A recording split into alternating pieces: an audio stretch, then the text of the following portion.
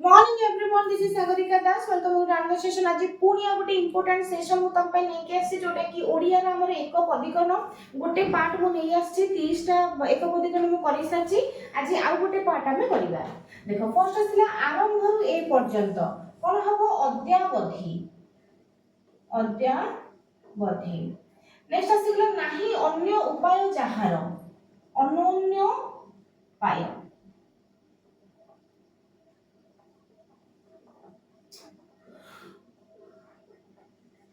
Next आसिगला जात होई नाही शत्रु जहार अजात शत्रु। नेक्स्ट आसिगला आगरे जन्मी अछि जे अग्रज। नेक्स्ट आसिला अनुसंधान करिवार इच्छा अनुसंधिष्ठा।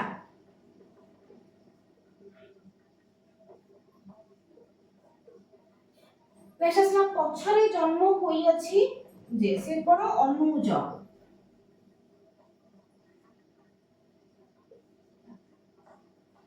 नेक्स्ट आसला पछे पछे जिबा अनुगमन।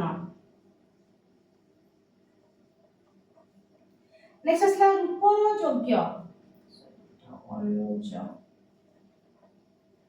नेक्स्ट आसला रूपर योग्य कोन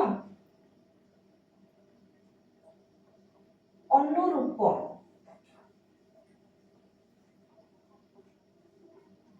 नेक्स्ट आसला पूर्वे जहा देखा जाई नथिला अदृष्ट पूर्व।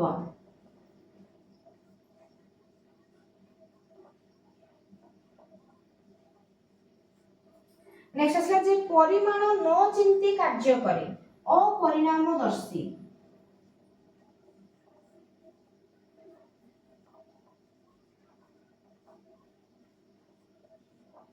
हला आ गोटे क्विक रिवीजन नै जिबा। आरंभरु एपर्यंत अद्यावधि नाही अन्य उपाय जहार अनन्य उपाय जात होई नाही शत्रु जहार अजात शत्रु आगरे जन्मी अछि जे अग्रज अनुसंधान करिवार इच्छा अनुसंधिष्ठा पछरे जे जन्म होई अछि अनुज पछे पछे जिबा अनुगमन रूपर योग्य अनुरूप पूर्वे जहा देखा जाई नथिला अदृष्ट पूर्व जे परिणाम न चिंती कार्य करे अपरिणामदर्शी। देखो नेक्स्ट आसला हमर कोन विधि को अतिक्रम न करी एटा कोन हबो हमर यथा विधि। यथा विधि शोभन हृदय जहार सुहृद सुहृद। नेक्स्ट आसला जहिरे कर देबा को हुए नाही निष्कर। आपना उपरे निर्भर करिवा शील जहार आत्मनिर्भरशील।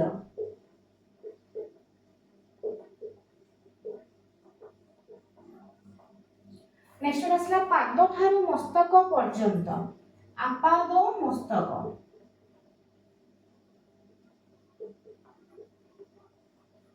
नेक्स्ट आसला जेउ स्त्रीर प्रसव काल आसन्न आसन्न प्रसवा।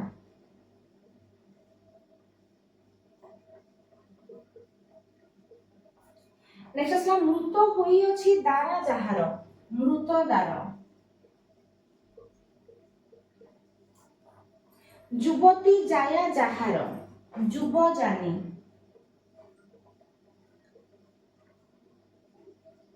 एटा एग्जाम रे पढी सारिची गोटे युवजानी हर्षई वाला पढिथिला गोटे दीर्घई वाला पढिथिला तो एटा हमर हर्षई हबो। सहस्र अखी जहार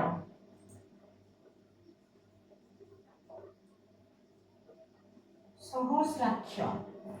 नेक्स्ट आसला पुष्चित आचार पदाचार। देखो आ गोटे क्विक रिवीजन हम नै जिबा। विधि को अतिक्रम न करी यथा विधि शोभन हृदय जहार सुहृद जहिरे कर देबा को हुए नाही निष्कर आपना उपरि निर्भर करिबा शील जहार आत्मनिर्भरशील पाद ठारू मस्तक पर्यंत आपाद मस्तक जेउ नारीर प्रसव काल आसन्न आसन्न प्रसवा मृत होई अछि दारा जहार मृत दार युवती जाया जहार युवजानी सहस्र अखी जहार सहस्राक्ष पुष्चित अटे आचार पदाचार। तो एक पदिकरण आ गोटे सेकंड पार्ट सरला हमर नेक्स्ट आ गोटे क्लास रे हम तो एक पदिकरण आ जहा रेस्ट पार्ट तक अछि लेके आसी। Thank you.